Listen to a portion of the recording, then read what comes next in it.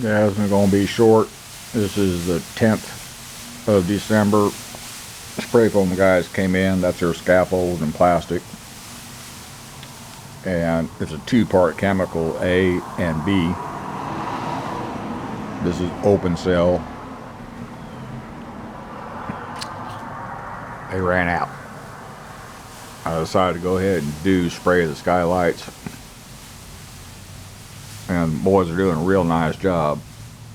And they just didn't have quite enough to finish. I said, well, shit.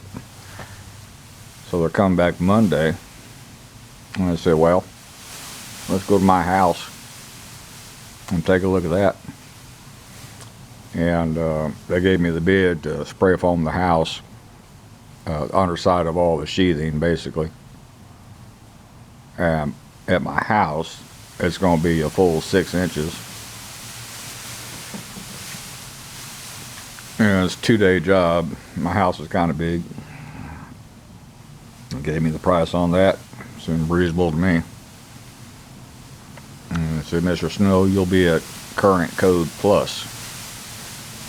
And right now you have blown-in insulation on your ceiling joist to sheetrock.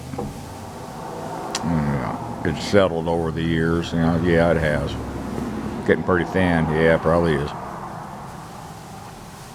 Yeah, so I'm not at code right now at my house. I never went to sell it. But I was talking to Gerda. What I'm thinking about doing is putting 2x4s in the flat from this top purloin down to the floor, set them on a piece of sheet metal so they don't rot, every 16 inches. And I'm going to go home and look at the big store pricing on just some T111 siding, exterior grade, but I'm going to put it on the inside, just get the thinnest siding they got. And the reason I'll put it on the 2x4s so I can hang shelves on that structure without pulling them down. The T111 will look good enough. I still got 5 gallons of gray paint left that I painted the exterior of the building, so they'll be painted gray, the siding will. And the ceiling will be left as insulated. I'm not going to do anything to it. And the upper section of the wall above that top purloin, I'll just leave open as insulated. Not going to enclose that. And call this son of a gun done.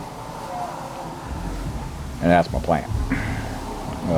As they're pulling down the remnants of the insulation, they found 2 more very small holes at the peak where the metal was bent and cracked it. Sealed down. And we all three looked and looked and looked and can't find any more holes. So the only thing I got left is put some silicone around that window there. It needs it.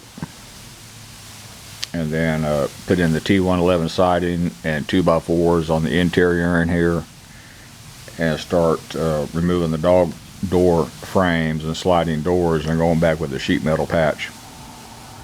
And then paint that wall when I paint the T111. And this thing will be done, I think.